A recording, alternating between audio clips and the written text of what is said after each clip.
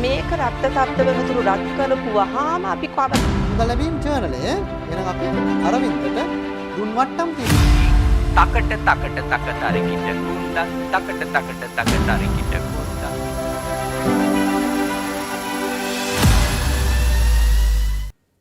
අයිබෝවන් අපි ගිණුම් කරන්නේ උසස් පෙළ ප්‍රශ්න පත්‍රය සාකච්ඡා කරමින් ඉන්නේ. ඒකේ පළවෙනි ප්‍රශ්න පත්‍රය තමයි සාකච්ඡා කරමින් ඉන්නේ. මේකේ අපි පළවෙනි ප්‍රශ්නේ ඉඳලා 30 වෙනි ප්‍රශ්නේ දක්වා අපි සාකච්ඡා කරා සෝමත්‍රික සර්. සෝමත්‍රික සර්ට ගොඩක් ස්තුතියි. මම මෙතන ඉඳලා අපි 31 වෙනි ප්‍රශ්නේ ඉඳලා 50 දක්වා ප්‍රශ්න ටික සාකච්ඡා කරනවා. සෝමත්‍රික සර් සාකච්ඡා කරපු ටිකේ තිබුණේ බහුවර්ණ ප්‍රශ්න ටිකේ උත්තර පහක් තිබුණා. නිවැරදි පිළිතුරු තෝරගන්න පමණයි තිබුණේ. නමුත් 31 වෙනි ප්‍රශ්නේ ඉඳලා 50 වෙනි ප්‍රශ්නේ දක්වා ටිකේ කෙටි පිළිතුරු සපයා ගන්න තියෙන්නේ. එතකොට මේ ප්‍රශ්න පත්‍ර සකස් වෙන්නේ කොහොමද? මේ ප්‍රශ්න ටික සකස් වෙන්නේ කොහොමද? සහ ඒවාට අපි පිළිතුරු කොහොමද සකසා ගන්න කියන කාරණේ මෙතන අපි සාකච්ඡා කරමු. හරි. අපි බලමු කොහොමද පළවෙනි ප්‍රශ්න පත්‍රයේ සකස්ලා තියෙන්නේ කියන එක. හරි. ඒ අනුව 31 වෙනි ප්‍රශ්නේ තියෙනවා ව්‍යාපාරයක් විසින් පිළිල කරනු ලබන පොදු පරමාර්ථ මූල්‍ය ප්‍රකාශනට අදාළ ප්‍රකාශ සත්‍යද අසත්‍යද යන සඳහන් කරන්න කියලා. එතකොට මේ පොදු පරමාර්ථ මූල්‍ය ප්‍රකාශන කියලා කියන්නේ සංකල්පනාත්මක රාමුවට අනුව අපි මූල්‍ය ප්‍රකාශන වර්ග දෙකක් සකස් කරනවා. ඒකෙන් එක් වර්ගයක්, ඒ කියන්නේ ඇල්මක් දක්වන පාර්ශවයන්ට සකස් කරන මූල්‍ය ප්‍රකාශන වල තියෙන ලක්ෂණ තමයි මේ අහලා තියෙන්නේ. එතකොට අපිට උසස් පෙළ දරු හැටියට ඔකට අදහසක් තියෙන්න ඕනේ මේ ප්‍රශ්නෙට අපි කොහොමද ප්‍රවේශ වෙන්නේ කියන කාරණේ. ඒ නිසා ඒතර ඇල්ම දක්වන පාර්ශවයන් තමයි මෙතන මේ ඉලක්ක කරලා තියෙන්නේ. බලමු අපි කොහොමද කියලා පළවෙනි ප්‍රශ්නේ කොටස් හතරක් තියෙනවා. කොටස් හතරට කොහොමද උත්තර සපයා ගන්න කියන කාරණේ. හරි. පළවෙනි එකේ කියන එතකොට මෙම ප්‍රකාශන ගිණුම් කරන ප්‍රමිත වලට අනුකූලව සකස් කරනු ලබයි. ඒතර අපි දන්නවා අල්මත් දක්වන පාර්ශවයන්ගේ සියලු පාර්ශවයන්ට එමනම් සියලු පාර්ශවයන්ට අනිවාර්යෙන් හදන්න වෙන්නේ ප්‍රමිත වලට අනුකූලවම තමයි. එහෙනම් මේ ප්‍රකාශය සත්‍ය ප්‍රකාශයක් අපි හඳුනා ගන්නවා. B කොටස. මේ ප්‍රකාශන මූලික වශයෙන් ව්‍යාපාර සම්පත් සපයන පාර්ශවයන් වල භාවිතය සඳහා පිළිල කරනු ලබයි. එතකොට ඇල්මත් දක්වන පාර්ශවයන් කියලා අපි හඳුනා ගන්නවා. එහෙනම් ඇල්මත් දක්වන පාර්ශවයන්ට මේවා තමයි ඉදිරිපත් කරන්නේවා සියල්ල අර භාවිතා කරන සියලු පාර්ශවයන් තමයි මෙතන මේ ඉලක්ක කරලා තියෙන්නේ. එහෙනම් ඒතර පොදු පරමාර්ථ මූල්‍ය ප්‍රකාශන ඉදිරිපත් කිරීම මේ සියලු පාර්ශවයන්ට අදාළයි. හරි. C ප්‍රශ්නේ. මෙම් ප්‍රකාශනයේ ව්‍යාපාරයේ අතීත කාලච්චිතය තොරතුරු සපයන ලබයි. අපි දන්න පොදුවේ මූල්‍ය ගිණුම් කරණයේ තියෙන ලක්ෂණයක් තමයි අතීත තොරතුරු පදනම් කරගෙන මූල්‍ය ප්‍රකාශන පිළිල කිරීම. එහෙමනම් පොදු පරමාර්ථ මූල්‍ය ප්‍රකාශන ප්‍රධාන අරමුණ වන්නේ මේ අතීත තොරතුරු පදනම් කරගෙන මූල්‍ය ප්‍රකාශන පිළිල කිරීම. ඒ ප්‍රකාශයේ සත්‍යය. හරි. D. ඒකේ කියනවා මෙම ප්‍රකාශන ව්‍යාපාරික ඓතිහාසික පිරිවැය මත පමණක් මිනුම් කරන තොරතුරු සපයනු ලබයි කියලා. එතනදී පොඩ්ඩක් අපිට හිතන්න වෙනවා මොකද්ද මෙතන මේ කියන්නේ පිරිවැය පදනම කියන එක. ඒක අපි දන්නා ගිණුම් කරන තොරතුරු ලබා ගනිද්දී පිරිවැය පදනම සහ සුද්ධ උපලබ්ධි පදනම කියන දෙකටම ගන්න පුළුවන්. එහෙනම් මේ කියන ප්‍රකාශයේදී එතකොට අර පොදු පරමාර්ථ මූල්‍ය ප්‍රකාශන සකස් කිරීමේදී මේ ප්‍රකාශය අසත්‍යයක් වෙනවා. ඒ අනුතුරු බලමු අපි උත්තරට කොහොමද දෙන්නේ කියන එක. හරි. එතකොට පළවෙනි කොටසේදී අපි කිව්වා මේ පොදු පරමාර්ථ මූල්‍ය ප්‍රකාශන මේ ප්‍රකාශන සත්‍ය තොරතුරක් කියලා. ඒතකොට මේකේ තියෙනවා ඒතකොට සත්‍ය තොරතුරක්. දෙවෙනි එකෙත් අපි කිව්වේ සත්‍ය තොරතුරක් කියලා. තුන්වෙනි එක C එකෙත් කියන සත්‍ය තොරතුරක්. D එකේ තියෙන අසත්‍ය තොරතුරක්. මේක බැලුවට හරියට තේරුම් ගන්න ඕනේ මෙතන පිරිවැය සම්බන්ධයෙන් අහන පිරිවැය කියන එක. නමුත් මෙතනදී අසත්‍ය තොරතුරක් හැටියට තමයි මේක ඉදිරිපත් වෙලා තියෙන්නේ. හරි. පැහැදිලිද එතකොට? හරි. බලමු අපි ඊගා ප්‍රශ්නේ. මේකේ අපි 32 වෙනි ප්‍රශ්නේ කියන්නේ පහත් තොරතුරු ව්‍යාපාරික ගිණුම් වාර්තාවලින් උපුටා ගන්නා ලදී. උපුටාගෙන තියෙන තොරතුරු මොකක්ද තියෙන්නේ? 2019 3:30ක දිනට තොරතුරු ටිකක් සහ 2020 3:30ක දින තොරතුරු. ඒ කියන්නේ එතන දීලා තියෙන්නේ 2019 3:30කට වත්කම් ටික දීලා තියෙනවා, වාක්‍යම් දීලා තියෙනවා. 2020 3:30ක දිනට වත්කම් සහ වාක්‍යම් දීලා තියෙනවා. ඊට පස්සේ අපිට කියනවා 2020 3:30ක දින අවසන් වර්ෂය තුලදී අයිතිකරු විසින් ඔහුගේ පෞද්ගලික මුදලින් රුපියල් 1,20,000ක් ව්‍යාපාරයේ ණය වාරිකයක් ගෙවන ලදී. ඒ කියන්නේ එතකොට අයිතිකරු මේ යෙදුම් මුදලට අමතරව ගෙදර තිබ්බ සල්ලි ටිකක් දාලා ව්‍යාපාරයට යොදලා තියෙන 1,20,000. ඊට පස්සේ කියනවා තම දරුවන්ගේ පෞද්ගලික පාසල් ගාස්තු ගෙවීම සඳහා අයිතිකරු විසින් සෑම වර්ෂයකදී ව්‍යාපාරයෙන් රුපියල් 90,000ක් ලබාගෙන. ඒ කියන්නේ මේ කියන්නේ ගැණිලි ගැන කියන්නේ. ඊට පස්සේ කියනවා ඔහු වෙනත් කිසිදු මුදලක් ව්‍යාපාරයෙන් ලබා නොගනි. එහෙනම් මේ කියන්නේ මොකද්ද? සුද්ධවත්කම් ක්‍රමයට ලාභය හොයන්න කියලා කියන්නේ. සුද්ධවත්කම් ක්‍රමයට ලාභය හොයන්න කියලා තමයි කියන්නේ. එහෙනම් අපි සුද්ධවත්කම් ක්‍රමයට ලාභය හොයද්දී කොහොමද බලමු මේකේ තොරතුරු ගන්න. ඒතර එකක් තමයි අපි පළවෙනි කාරණේ හොයාගන්න ඕනේ මොකද්ද? හිමිකම හොයාගන්න ඕනේ. හිමිකම හොයාගන්න ඕනේ. ඒතර මේකේ හිමිකම වර්ෂ දෙකකදීම හොයාගන්න වෙනවා. ඒතකොට මේ හිමිකම හොයාගත්තම බලන්න කොහොමද අපි හිමිකම හොයාගෙන මේකට පිළිතුරු සොයාගන්නේ කොහොමද කියලා බලමු අපි කොහොමද වෙන්නේ කියලා. බලන්න මේක දීලා තියෙන හැටි. ප්‍රථමයෙන් හිමිකම සොයා ගැනීම. එතකොට හිමිකම හොයාගත්තේ කොහොමද වෙන්නේ? 2019 එකයි එක දිනට තිබුණු හිමිකම වෙන. එතකොට වත්කම් තිබුණ 1200ක්, වගකීම් තිබුණා 700ක්. එතකොට හිමිකම 500ක් ආවා. 2023යි 31 වෙනකොට හිමිකම හැදෙන්නේ. එතකොට වත්කම් තියෙන 1700ක්, වගකීම් තියෙනවා 900ක්. එහෙනම් හිමිකම තියෙනවා 800ක්. ඒ අනුව එතකොට ආරම්භක හිමිකම එකකින් පෙන්වුම් කරලා තියෙනවා අවසාන හිමිකම බිඳුවෙන් අපි පෙන්වුම් කරනවා ආරම්භක හිමිකම. ඊට පස්සේ D කියන්නේ ගැණිලි, AC කියලා කියන්නේ අතිරේක ප්‍රාග්ධනය. එතකොට අපි ලාභ සමීකරණය තුලින් ලාභය හොයා ගන්නවා. ලාභය 270000ක් කියලා. දැන් ලාභය හොයාගත්තට පස්සේ මෙතන අහනවා වෙනදා අහන්න නැති ප්‍රශ්නයක්. මොකක්ද අහලා තියෙන ප්‍රශ්නේ? රඳවාගත් ඉපයුම් සම්බන්ධයි. රඳවාගත් ඉපයුම් කියන්නේ මොකද්ද? අයිතිකරුට හෝ කොටස්කරුවන්ට නොදී ව්‍යාපාරයේ තුල රඳවාගත් කොටස ගැනයි මේ අහන්නේ. එහෙමනම් එතකොට මේ ව්‍යාපාරයේ අයිතිකරු සෑම වර්ෂයකම රුපියල් 90000ක් අරගත්තා කියලා තියෙනවා. එතකොට එහෙමනම් උපයාගත් ලාභයෙන් 90000ක් ගණන් කරාට පස්සේ ව්‍යාපාරය තුල රැඳවිලා තියෙන කීයද? රුපියල් 1,80,000ක් පමණයි. එතකොට ඒ දෙක තමයි පිළිතුරු හැටියට මෙතන අපි හඳුනගන්නේ. එතකොට මේ ටික තමයි අහලා තියෙන්නේ. නමුත් අපි දැනගන්න ඕනේ මේ කියන්නේ මොකද්ද? ලාභ සමීකරණය නැත්නම් සුද්ධවත්කම් ක්‍රමයට ලාභය ගණනය කර ගැනීම සඳහා 32 වෙනි ප්‍රශ්නයෙන් අපෙන් බලාපොරොත්තු වෙලා තියෙනවා. හරි. බලමු අපි ඊගව 33 වෙනි ප්‍රශ්නේ කොහොමද සකස් වෙන්නේ කියන කාරණය. බලන්න එතන කියන ප්‍රශ්න මොකක්ද කියලා බලන්නකෝ. මෝටරත් අලෙවි කරන සමාගමක පහස් සඳහන් එක් ගඳුළු සටහන් කිරීම දා යොදා ගන්න ලබන මූලික සටහන් පොත දක්වන්න කියලා තියෙනවා. එතන මූලික සටහන් පොත් දැන් මෙතන මේ කියන්නේ මොකද්ද එතකොට? පළවෙනි මාතෘකාවේ පළවෙනි 31 වෙනි ප්‍රශ්නේ කතා කරා මූලිකම සංකල්පයක්, දෙවෙනි එකකින් 32 එකේ කතා කරනවා ලාභ සමීකරණ සම්බන්ධයෙන්, 33 වෙනි ප්‍රශ්නේදී කතා කරනවා මොකද්ද? මූලික පොත් සම්බන්ධයෙන්. ඒතර මූලික පොත් සම්බන්ධයෙන් කතා කරන එකක් තියෙනවා. ඒතර බලමු අපි මේක කොහොමද වෙන්නේ කියලා කාරණා. මූලික පොත් සම්බන්ධයෙන් එතකොට මෙතන පළවෙනි දේ තමයි ව්‍යාපාරය මොකද්ද කියලා අපි හඳුනා ගන්න ඕනේ. මෙතන කියන්නේ මෝටරත් අලෙවි කරන ව්‍යාපාරයක් සම්බන්ධ තොරතුරක්. ඒතර මෝටරත් අලෙවි කරන ව්‍යාපාරයක් නම් ඒ මෝටරත් අලෙවි කරන ව්‍යාපාරයේ ගැනුම් කියන්නේ මොනවද කියන කාරණේ අපි මෙතන හරියට හඳුනා ගන්න ඕනේ. බලන්න කියන්නේ මොකද්ද කියලා. මෝටරත් අලෙවි කරන ව්‍යාපාරයක් එක් ගඳුළු සටහන් කරන මූලික සටහන් පොත. සමහරවිට මේ අවුරුද්දේදී මේක මීට වෙනස් වෙලා මේ වගේ ව්‍යාපාරයකම දීලා මූලික ලියවිලි අහන්න පුළුවන්. ඒ කියන්නේ මේ හතරවෙනි කොටස සම්බන්ධයෙන් මේ ප්‍රශ්න අහන්නේ. එතකොට මෙතන ඒකේ කියනවා මෝටරත් ණයට මිලදී ගැනීම. එතන මෝටරත් අලෙවි කරන සමාගමක් මෝටරත් ණයට ගන්නවා කියන්නේ නැවත විකිණීමේ පරමාර්ථයෙන් ණයට ගන්නවා. එහෙනම් මේකට අදාළ වෙන්නේ එතකොට ගැනුම් ජර්නල්. ඒ වගේම B කොටස අහන මොකද්ද? මෝටරත් ප්‍රවාහනය කිරීම සඳහා ට්‍රක් රථයක් ණයට මිලදී ගැනීම. එතන මේ ට්‍රක් රථයේ මෝටරත් විකුණන ව්‍යාපාරයක් තමයි ගන්නෙ. හැබැයි ඒක ගන්නේ නැවත විකිණීමේ පරමාර්ථයෙන් නෙවෙයි. නැවත විකිණීමේ පරමාර්ථයෙන් නෙවෙයි නම් අපි දන්නවා මොකද්ද? මේක ව්‍යාපාරයේ ප්‍රයෝජනෙ සඳහා දීපල පිරියත උපකරණ මිලදී ගැනීමක් ඒ තියෙන එක අදාළ වෙන්න ඕනේ පොදු ජර්නලයට. ඊට පස්සේ කියනවා C එකේ කියනවා මෝටරත් ණයට විකිණීම. මෝටරත් ණයට වික්කානම් මෝටරත් අලෙවි කරන ව්‍යාපාරයක් මේවා ණයට වික්කානම් නැවත විකිණීමේ පරමාර්ථයෙන් ලබාගත් භාණ්ඩ ණයට විකිණීමක් තියෙන්නේ. ඒ ණයට විකිණීමේදී මොකද්ද වෙන්න ඕනේ එතකොට? විකුණුම් ජර්නලයට අදාළ වෙන්න ඕනේ. ඊට විකුණුම් කොමිස්. ඒක භාණ්ඩ විකිණීමේදී මේ විකුණුම් කොමිස් වෙනවා නම් මේ අපි දන්නවා නිශ්චිත මූලික පොතක් නැත්නම් ඒකෙදි භාවිතා කරන මූලික පොත වෙන්නේ මොකද්ද? පොදු ජර්නලය. එහෙනම් පොදු ජර්නලය තමයි මෙතනදී අපි සැලකිලිට ගන්නේ. හරි. බලමු යනු කොහොමද මේකේ පිළිතුරු සකස් වෙලා තියෙන ආකාරය කියලා. හරි. බලන්න එතකොට පළවෙනි එක කියන්නේ ගැනුම් ජර්නලය. කියන්නේ නැවත විකිණීමේ පරමාර්ථයෙන් ණයට ගැනීම ගැනුම් ජර්නලයට ගියා. ව්‍යාපාරයේ ප්‍රයෝජන සඳහා ගන්න ඒවා පොදු ජර්නලයට ගියා. නැවත විකිණීමේ පරමාර්ථයෙන් ගත්තව ණයට වික්කහම විකුණුම් ජර්නලයට ගියා. ඊගාවට කොමිස් ලැබීමත් වෙන එක මුදල් ගෙවීම් ජර්නලයට ගිහින් තියෙනවා. පැහැදිලිද එතකොට? ඒක තමයි 33 වෙනි ප්‍රශ්නේ අහලා තියෙන මූලික පොත් ආශ්‍රය කරගෙන තමයි මේ ප්‍රශ්නය සකස් වෙලා තියෙන්නේ. හරි. බලමු අපි ඊගාට 34 වෙනි ප්‍රශ්නෙට කොහොමද අපි බලමු ඒක සකස් වෙලා තියෙන්නේ මොකක්ද කියලා. හරි. අපි බලමු 34 වෙනි ප්‍රශ්නේ කොහොමද තියෙන්නේ සකස් වෙලා තියෙන්නේ කියලා. හරි. එතකොට මෙතන 34 වෙනි ප්‍රශ්නේ කියනවා ගනුදෙනු මගින් ව්‍යාපාරික නයිම් පාලනයකින් මේ ශේෂයට වෙන බලපෑම ගණනය කර ශේෂයේ වැඩි වේ නම් ධන ලකුණද අඩු වේ නම් ඍණ ලකුණද වටිනාකම විදිහින් දක්වන්න කියලා. මෙතන මේ උත්තරය සටහන් කරද්දී අනිවාර්යයෙන් මේ ධන ඍණ කියන කතාව පැහැදිලිව තියෙන්න ඕනේ. එහෙම නැතුව මුකුත් ලියලා නොතිබ්බොත් සමහරට අපිට ලකුණු නොදීන්න පුළුවන්. මොකද විභාග උපදේශ පිළිපැදීම මෙතනදී සැලකිලිමත් වෙන්න ඕනේ අපි. ඒ නිසා විභාග උපදේශ තමයි මෙතනදී වඩා වැදගත් වෙන්නේ. මොකද පැහැදිලිවම තියෙන මේ උපදේශ වලට පිටින් ගියොත් එහෙම උත්තර පත්‍රයේ ලකුණු දෙන්න පුළුවන්. හරි.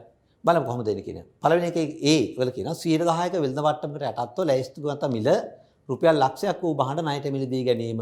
එතකොට මෙතන 10%ක වෙළඳ වට්ටමකට යටත්ව වෙළඳ වට්ටමක් වෙනකොට මේකේ වටිනාකම තියෙන ලැයිස්තුගත මිල සටහන් කරලා තියෙන මිල තියෙන ලක්ෂයක්. එහෙනම් ඒකේ 10%ක් කියලා කියන්නේ එතකොට 10000ක් අඩු වෙනවා. එතකොට ණයට මිලදී ගත්ත භාණ්ඩවල වටිනාකම තියෙන. එතකොට 90000ක භාණ්ඩ ගන්නවා. අහන්නේ ණය හිමි පාලන ගිණුමට ඇති වෙන බලපෑම ණයට භාණ්ඩ ගන්නකොට ණය හිමියන්ගේ බලපෑම ණය හිමියාට ගෙවන්න තියෙන වටිනාකම වැඩි වෙන රුපියල් 90000ක්. හරි. එතකොට රුපියල් 90000කින් ණය හිමියෝ වැඩි. එහෙනම් මෙතන අපි සටහන් කරන්නේ මොකද්ද? ධන 90000ක් කියලා එන්න ඕනේ. ඒ වගේම ඊට පස්සේ අපිට කියන්නේ මොකද්ද? B වල කියනවා 5%ක මුදල් වට්ටමකට යටත්ව ණය හිමියෙකුට ගෙවිය යුතු රුපියල් 50000ක ශේෂයක් පියවීම සඳහා මුදල් ගෙවීම 5%ක වට්ටමකට යටත්ව ණය හිමියාට ගෙවිය යුතු වටිනාකම. එතකොට 5%ක වට්ටමකට යටත්ව මෙතන මුදල් ගෙවද්දී අපි 5% වට්ටම බලන්න ඕනේ. ඒ බලලා ඒ මුදල් ගෙවද්දී කොහොමද ණය හිමියාට වෙන වටිනාකම මොකක්ද කියලා අපි හොයාගන්න. එතකොට දන්න මේ වෙනකොට ගිණුම් කරන්නේ සඳහා අපිට ගණකයන් තෙරෙන කැල්කියුලේටර් පාවිච්චි කරන්න දෙනවා. ඒ නිසා මේක පහසුවෙන් අපිට හඳුනා ගන්න පුළුවන්. බලමු අපි එතකොට මෙතන මේ ණය හිමියාට මුදල් ගෙවනකොට ණය හිමියාගේ ශේෂය අඩුවීමක් වෙන්න ඕන. බලමු කොහොමද මේකේ උත්තර සකස් වෙලා තියෙන්නේ කියලා. හරි. එතකොට බලන්න ණය හිමියාට මුදල් ගෙවන ණය හිමියාගෙන් ණයට භාණ්ඩ ගන්නකොට ණය හිමි වගකීම් වැඩි වෙනවා රුපියල් 90000කින්. ඒ වගේම වට්ටමකට යටත්ව ණය හිමියට මුදල් ගෙවද්දී වට්ටම විතරක් නෙමෙයි සියලු වටිනාකම අඩු වෙන නිසා එතකොට වටිනාකම අඩු වෙන රුපියල් 50000කින් අඩුවීමක් සිද්ධ වෙනවා. හරි. එතකොට අර අපි මූලික පොත්වල කොටසක් මැදදී යන පාලන ගිණුම් කොටස තමයි මේ කතා කරලා තියෙන්නේ. පාලන ගිණුම් වලදී මේ මුදල් ගෙවීම සහ භාණ්ඩ ලබා ගැනීම කොහොමද වෙන්නේ කියන කාර්යය මේකදී අපි හඳුනාගෙන තියෙන්න ඕනේ. සමහරට මේ වර්ෂයේදී අපිට මේක ලැබෙන්න පුළුවන් ණය ගැති පාලන ගිණුමක් ආශ්‍රය කරන මේ පිළිතුරු ලැබෙන්නත් පුළුවන්. හරි. හරිනේ? හරි. බලමු අපි 35 වෙනි පස්සේ කොහොමද සකස් වෙලා තියෙන්නේ කියලා. එතන අහන මොකද්ද? මූල්‍ය ප්‍රකාශන පිළිලි කිරීමේදී ඓතිහාසික පිරිවේ සංකල්පය අනුගමනය නොකරන අවස්ථා දෙකක් සඳහන් කරන්න. මොකද අපි දන්නවා සාමාන්‍යයෙන් ගෙනුම් තැබීමේදී අපි සැලකිලිට ගන්න සංකල්ප ගණනාවක් තියෙනවා. සංකල්ප කතා කරනවා අපි. ඒ සංකල්ප කතා කරනකොට ප්‍රධානම දේ තමයි ඓතිහාසික පිරිවැය. කියන්නේ අපි වත්කමක් හෝ යම් දෙයක් ලබා ගනිද්දී ඒ ගත්ත මොහොතේදී ඇති වෙන වටිනාකම තමයි පොත්වල පෙන්වු කරන්නේ. නමුත් මේක කියන මොකද්ද? ඓතිහාසික පිරිවැය සංකල්පය අනුගමනය නොකරන අවස්ථා දෙකක්. හරි. මේක ප්‍රධාන වශයෙන් අපි දන්නේ එතකොට එකක් තමයි අපි දීපල පිරිවෙස් සම්බන්ධයෙන් තියෙන ප්‍රශ්නේ. ඒ වගේම තමයි භාණ්ඩ තොගේ අවසාන තොගේ සම්බන්ධයෙන් තියෙන ප්‍රශ්න. අවසාන තොගේදීත් අපි මොකද්ද කරන්නේ? අවසාන තොගේදී අපි දන්නවා පිරිවැය හෝ සුද්ධ උපලබ්ධි වටිනාකම යන දෙකෙන් අඩු වගේ. එතකොට එනම් පිරිවැය වෙන්නත් පුළුවන් සුද්ධ උපලබ්ධියගේ වෙන්නත් පුළුවන්. ඒක එකක්. ඒ වගේම දීපල සම්බන්ධයෙන් ගත්තාම දීපල වලත් කියන මොකද්ද? පිරිවැය වටිනාකම සහ ප්‍රත්‍යා ගන්න වටිනාකම කියලා දෙකක් හඳුනා ගන්න. එහෙනම් ඒ දෙක තමයි ප්‍රධාන වශයෙන් ඉලක්ක වෙන්නේ මෙතනදී. හරි. නමුත් මේකේ තව අවස්ථා ගණනාවක් තියෙනවා. අපි බලමු මේකේ පිළිතුරු සකස් වෙන ආකාරය මොකක්ද කියලා. බලන්න 35 වෙනි ප්‍රශ්නේ උත්තර දීලා තියෙන හැටි. දීපල පිරිවෙත් උපකරණ ප්‍රත්‍යාගණනය කිරීම අපි අර මුලින් කතා කරපු උත්තරේ. දෙවෙනි එක කියන්නේ මොකද්ද? තොග පිරිවැය වටිනාකම සහ සුද්ධ උපලබ්ධි වටිනාකම යන දෙකෙන් අඩු වගේට දැක්වීම. ඒතකොට පිරිවැය වටිනාකම පෙන්වු කරලා තියෙනවා. ඒ වගේම සුද්ධ උපලබ්ධි වටිනාකම පෙන්වු කරන්න පුළුවන් කියන කාර්යය. තුන්වෙනි එක නා වත්කම් හා වගකීම් සාධාරණ අගයට වාර්තා කිරීම. මොකද මේ සාධාරණ අගය කියලා? ඕනෑම අවස්ථාවක ගැනුම් කරුවන් සහ විකුණුම් කරුවන් එකඟ වන මිලක් ඇති වෙන්න පුළුවන්. යම් වත්කමක් මිලදී ගන්නා කාලයේ සමාට එක ලක්ෂ 10ක් වටිනාකම වෙන්න පුළුවන්. නමුත් පසු කාලයකදී ඒ වටිනාකම අඩු වෙන්නත් පුළුවන්, වැඩි වෙන්නත් පුළුවන්. එතකොට ඒක අපි කියන සාධාරණ අගය කියලා. ඒ වගේම කියනවා භාවිත අයිති වත්කම් සහ කල්බදු ගෙවීම් වල වටිනාකම හඳුනා ගැනීම. මොකක්ද ඒ කියන්නේ? SLFRS 16ට අනුව අපි දන්නවා භාවිත අයිති වත්කම් සම්බන්ධයෙන් කටයුතු කරන ආකාරය. ඒකෙදී වත්කමක සුද්ධ වර්තමාන වටිනාකම හඳුනා ගැනීමක් වෙනවා, පිරිවැය නෙමෙයි. එහෙනම් ඒ අවස්ථා ටික තමයි උතන මේ සැලකිල්ල අරන් තියෙන්නේ. ඒ කියන්නේ අහන්නේ අවස්ථා දෙකක්. නමුත් අවස්ථා දෙකක් බොහෝ වෙලාවට අපි කතා කරන අවස්ථා දෙකක් තමයි මේ සැලකිල්ල අරන් තියෙන්නේ. හරි. හරි. අපි බලමු 36 වෙනි ප්‍රශ්නෙට කොහොමද සකස් වෙලා තියෙන්නේ කියලා. බලන්න එතන කියන එක 36 කියනවා ව්‍යාපාරයක 2023 දින අවසන් වර්ෂයේ සඳහා මූල්‍ය ප්‍රකාශන පිළිකිරීමේදී පහත ගනුදෙනු දෙක ගැළපීම් කිරීමට අදාළ ජර්නල් සටහන් ලියන්න. සංලක්ෂය අවශ්‍ය නැහැ කියන්නේ. මොකද අපි සාමාන්‍ය දන්නවා සංලක්ෂයේ ලියනවා නම් මේ ජර්නල් සටහන් ලියනවා නම් සංලක්ෂය අනිවාර්යෙන් පෙන්වන්න කරන්න ඕනේ. හැබැයි විභාගයේදී මේ විදිහටම කියනවා සංලක්ෂය අවශ්‍ය නොවේ කියනවා නම් අපි ඒකට මෙදිහත් අපි ඒක සම්බන්ධයෙන් කලබල වෙන්න ඕනෙත් නැහැ. ඒක ලියන්න යන්න ඕනෙත් නැහැ. ලීව කියලා ලකුණු වැඩි වෙන්නෙත් නැහැ. නොලීව කියලා ලකුණු අඩු වෙන්නෙත් නැහැ. ඒක මොකද ඉල්ලලා තියෙන ආකාරයට අපි උත්තරේ සකස් කරන්න ඕනේ. ඒතර පළවෙනි එක කියන මොකද්ද? රුපියල් 1,80,000ක ඇනවුමක් සඳහා 2023 දින භාණ්ඩ විකුණු ලදී. ඒතර ඕඩරයක් එනවා. ඒ ඕඩරේට භාණ්ඩ විකුණු 1,80,000ක ඒවා බෙම ඇනවුම 2020 පෙබරවාරි මාසයේ තුලදී රුපියල් 60,000ක අත්තිකාරම් මුදලක් සමග ලැබී තිබුණේ. ඊතර මුදල ලැබීමට නියමිතයි කියලා තියෙනවා. ඒකක්. B එකේ කියනවා 2023යි එක දිනෙන් ආරම්භ වී 3 මාස කාලයක් තුල අලෙවි ප්‍රවර්ධන වැඩසටහනක් ක්‍රියාත්මක කිරීම සඳහා රුපියල් 90,000ක් මුදලක් ගෙවා ගිවිසුමකට එළඹෙන ලදී. 2023යි 31 දිනට මේ ගිවිසුම නියමිත පරිදි ක්‍රියාත්මක වෙමින් පවතී. දැන් ඒතර අපි මෙතනදී සැලකිලිමත් වෙන්න ඕනේ. මේ අහන්නේ SLFRS 15 සම්බන්ධ අයභාර පිළිබඳ ප්‍රමිතියේ කොටසක් මේ අහන්න තියෙනවා. ඒතර බලන්න දින ටික වඩා සැලකිලිමත් වෙන දින මොකද්ද? එක භාණ්ඩ ඉල්ලුම් කරන දිනය අපේ ගිණුම් වර්ෂය අවසන් වෙන දිනය. ඒතර මේ දෙකම අපි සැලකිලිමත් වෙන්න ඕනේ. හරි. ඒතර මේ දෙකම සැලකිලිමත් වෙද්දී බලන්න කොහොමද මේක උත්තරේ සකස් වෙන්නේ. එතකොට එකක් තමයි මේ පළවෙනි එක කියනවා 1,80,000ක් ඇනවුමක් සඳහා 2023 දින භාණ්ඩ විකුණු අවසාන දින තමයි මේක විකුණන්නේ.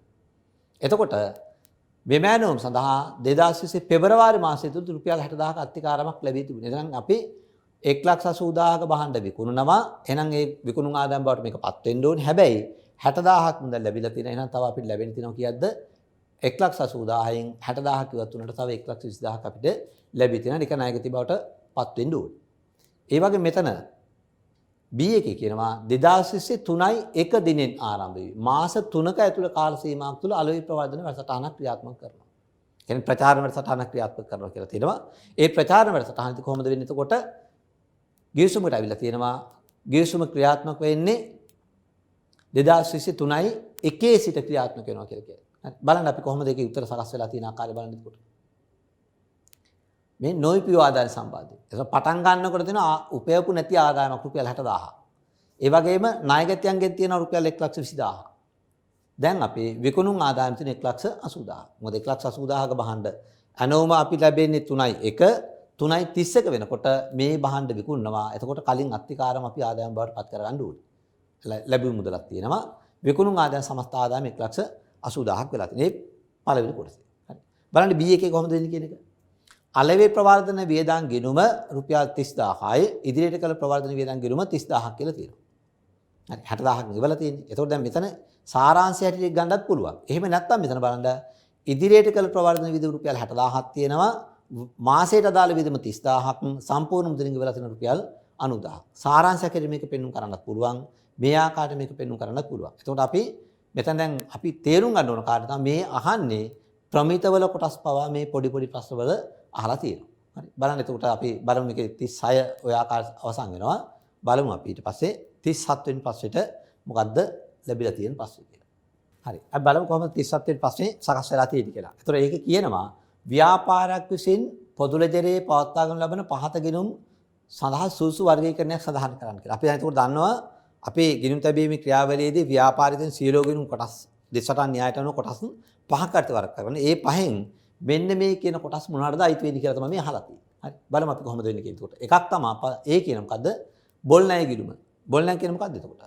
ව්‍යාපාරයක් විසින් ණයට විකුණුම් කරාට පස්සේ ආපසු නොලැබෙන ණය වලට අපි කියනවා බොල් ණය කියලා. ඒතකොට මේ බොල් ණය කියලා කියන්නේ මොකද්ද? ඒතකොට ව්‍යාපාරයේ අලාභ තත්ත්වයක්. කියන්නේ වියදමක් බවට පත් වෙනවා. බොල් ණය කියන්නේ ඒතකොට වියදම් ගිණුමක් බවට පත් වෙනවා. ගැණිලි. ගැණිලි කියන්නේ මොකද්ද එතකොට? අපි අයිතිකරු ප්‍රාග්ධනය යොදවනවා. එතකොට හිමිකම. හැබැයි මේ හිමිකම අයිතිකාරයාපව ගන්නකොට ගැණිලි ගිණුමට. එතකොට හිමිකම් අඩුවීමක්. එන මේක අපි සලකනවා හිමිකම් ගිණුමක් හැටියට. හරි. ඒක එකක්. ඒ වගේම අපි කියනවා මොකද? පාරිතෝෂික සඳහා ප්‍රතිපාදනය. පාරිතෝෂික සඳහා ප්‍රතිපාදනය මොකක්ද වෙන්නේ? මේ කියන්නේ සේවකයන්ට වැටුප් ගෙවීම සඳහා සිදු කරන වෙන්කිරීමක්. පාරිතෝෂික කියන්නේ සේවකයන්ගේ වැටුපෙන් කොටසක් හැටියට යන කොටසක් මේ තියෙන්නේ. ඒතකොට ඒකට වෙන්කිරීමක් කරනවා. වෙන්කිරීමක් නම් එතකොට අනිවාර්යෙන් ඊගව කාලෙදී මේක ගෙවිය යුතු වෙනවා. එතකොට වගකීමක් බවට පත් වෙන තත්ත්වයක් මේක තියෙන්නේ. ඒක වගකීම් ගිණුමක්. ඒ වගේම කියනවා කාර්ය උපකරණ මත සමුච්චිත ෂය. ෂය කියන්නේ වියදමක් හැරෙට නිශ්චිතව අපි හඳුනා ගන්න ෂය කියලා කිව්වට ෂය වියදමක් කියලා හඳුනා ගත්තට මුදල් වශයෙන් අපි කාටවත් මේක ගෙවන්නේ නැහැ. ඒතකොට වත්කමින් අඩු කරලා පෙන්නන්නේ ඍණ වත්කම් ගිණුමක්. ඒ නිසා ඒතකොට අපි කාර්ය උපකරණ සලකන්නේ මේ උපකරණ මත සමුච්චිත ෂය සලකන්නේ වත්කම් ගිණුමක් හැටියට. හරි. බලමු ඒ අනුව එතකොට මේක උත්තර ටික කොහොමද සකස් වෙලා තියෙන ආකාරය කියලා. හරි. එතකොට බොල් ණය කියන්නේ වියදමක්, ගැන්ලි කියන්නේ හිමිකමක්, ඊට පස්සේ පාරිතෝෂික සඳහා ප්‍රතිපාදනය කියන වගකීමක්, ඊට පස්සේ කාර්යෝපකරණ මත සමුච්චය කියලා කියන්නේ වත්කමක්. ඒ අනුව තමයි පිළිතුරු සකස් වෙලා තියෙන්නේ. එතකොට මේකේ හැම අවුරුද්දෙම අපිට දිස්වටහන් න්‍යායට අනුව ගිණුම් වල වර්ගීකරණයෙන් ගිණුම් මොනවද කියන කාරණේ අහලා තියෙන නිසා අපි සැලකිලිමත් වෙන්න මේ මෙන්න මේ විශේෂ තත්ත්වයන් විශේෂයෙන් ඍණ ගිණුම් කියන කොටස අපි හරියට අවබෝධ කරගෙන තියෙන්න ඕනේ. ඒකේ තමයි මේ ප්‍රශ්නේ සකස් වෙලා තියෙන්නේ. හරි. බලමු අපි ඊගාවට 38 වෙනි ප්‍රශ්නේ මොකද්ද වෙලා තියෙන්නේ. 38 වෙනි ප්‍රශ්නේ කියනවා රොසාන් සහ හසාන් ලිඛිත ගිවිසුමක් නොමැතිව RH ඇසෝසියේට් නමින් හවුල් ව්‍යාපාරයක් පවත්වාගෙන ලැබේ. රොසාන් සහ හසාන් පිළිවෙලින් ලක්ෂ 50ක් සහ ලක්ෂ 30ක් ප්‍රාග්ධනස ආයෝජනය කර ඇත. තවද රොසාන් රුපියල් 20 ලක්ෂයක් ණය මුදලක්ද ව්‍යාපාරයට ලබා දී ඇත. මෙම හවුල් ව්‍යාපාරය සම්බන්ධයෙන් පහත ප්‍රකාශ සත්‍යද අසත්‍යද යන සඳහන් කරන්න. එතකොට දැන් අපි දැනගන්න ඕනේ මේ මුලින්ම කියන මොකද්ද ගිවිසුමක් නොමැතිව. ඒ කියන්නේ අපි දන්නවා හවුල් ව්‍යාපාර සම්බන්ධයෙන් ගිවිසුමක් නොමැතිව හවුල් ව්‍යාපාර කරන යන්න පුළුවන් කිසි ප්‍රශ්නයක් නැහැ. එතකොට ගිවිසුමක් නැත්නම් මොකද්ද වෙන්න ඕනේ? 24 වෙනි වගන්තිය තමයි මේ පරීක්ෂාවට ලක් කරන්නේ. 24 වගන්තියේ කරුණු පහක් අපි ගිණුම්කට අදාළව කතා කරනවා. ඒ කරුණු පහට අදාළව කොටස් ටික තමයි මේ ප්‍රශ්නේදී බලාපොරොත්තු වෙලා තියෙන්නේ. හරි. බලමු කොහොමද දෙන්නේ කියන එකට. මේක කියනවා එතකොට රොසාන් සහ හසාන් ප්‍රාග්ධනයේ මත 105ක පොලියට හිමිකම් කියනු ලබයි. නමුත් 24 වෙනි වගන්තිය මොකක්ද කියන්නේ? 24 වෙනි වගන්තිය කියන්නේ ගිවිසුමක් නැත්නම් ඒ හවුල් ව්‍යාපාරයේ ප්‍රාග්ධනයේ සඳහා පොලි ලබා ගැනීමට අයිතියක් නැත. එහෙමනම් මේ 105ක පොලි ලබා ගන්න අයිතියක් නැහැ. ඒක අසත්‍යයි ප්‍රකාශය. B. රොසාන් විසින් ලබා දුන් ණය මුදල සඳහා වාර්ෂිකව 105ක පොලියක් ගෙවිය යුතුය. එතකොට අපි දන්නවා 24 වෙනි වගන්තියේ යම් හවුල්කරුවෙක් Taman ලබා දීපු ප්‍රාග්ධනයට අමතරව ණයක් දීලා තියෙනවා නම් ඒ සඳහා 105ක වාර්ෂික පොලියක් ගෙවිය යුතුයි. එතකොට ඒක හරි. ඒක සත්‍ය ප්‍රකාශයක්. ඒ වගේම කියන දේ මොකද්ද? රොසාන් සහ හසාන් හවුල්කරුවන්ට වේතන ලැබීම සහ හිමිකම් නොලබයි. 24 වගන්තියේ මොකද්ද කියන්නේ? හවුල් ව්‍යාපාරයක ගිවිසුමක් නැත්නම් හවුල්කරුවන්ට වැටුප් සහ වේතන ලබාගත නොහැකි වෙන මේ ප්‍රකාශය සත්‍යයි. D. රොසාන් සහ හසාන් ලාභාලාභ ඔවුන්ගේ ප්‍රාග්ධන අනුපාතය බෙදාගත යුතුය. 24 වගන්තියේ මොකද්ද කියන්නේ? ගිවිසුමක් නැත්නම් ඒ ව්‍යාපාරයට හවුල්කරුවන් ප්‍රාග්ධනයේ කුමන ආකාරයට යොදලා තිබ්බත් ලාභාලාභ සමානව බෙදාගත යුතුයි. එන මේ ප්‍රකාශය අසත්‍යයක් වෙනවා. හරි. බලමු එතකොට අපි කොහොමද මේකේ පිළිතුරු සකස් වෙලා තියෙන ආකාරය කියලා. පළවෙනි ප්‍රකාශය අසත්‍යයි. මොකද හවුල්කරුවන් ප්‍රාග්ධන පොලි ගන්න බෑ. දෙවෙනි ප්‍රකාශය සත්‍යයි. එතෙන්දී කිව්වේ ණය දීලා තියෙන ණයට පොලි 105ක් ගන්න පුළුවන් කියන එක සත්‍යයක්. එතකොට තුන්වෙනි එකේදී කිව්වේ හවුල්කරුවෝ කටයුතු කරන ආකාරය සම්බන්ධයෙන් හතරවෙනි එකේදී කිව්වේ එතකොට හවුල්කරුවන්ට අර ලාභය දා ගැනීම සම්බන්ධ කොටසක්. එතකොට මේ සමහර ප්‍රකාශ සත්‍යද අසත්‍ය කියලා දැනගන්න මේ අහලා තියෙන මොකද්ද 24 වෙනි වගන්ති තමයි මේ චෙක් කරලා තියෙන්නේ. හරි. ඒ නිසා අපි හවුල් ව්‍යාපාර සම්බන්ධයෙන් ගාණක් හදන්න සූදානම් වෙනවා වගේම ඒකේ අදාළ සිද්ධාන්ත කොටස් ටික විශේෂයෙන් පළවෙනි වගන්තිය 24 වෙනි වගන්තිය සහ 42 වෙනි වගන්තිය සම්බන්ධයෙන් අපි අවබෝධයක් තියෙනවා හවුල් ව්‍යාපාර සම්බන්ධයෙන්. හරි. හරි. බලමු අපි ඊගාට 39 වෙනි ප්‍රශ්නේ කොහොමද සකස් වෙලා තියෙන්නේ කියලා. බලන්න ඒක කියන්නේ. එකත් හවුල් ව්‍යාපාර සම්බන්ධයෙන්මයි තියෙන්නේ.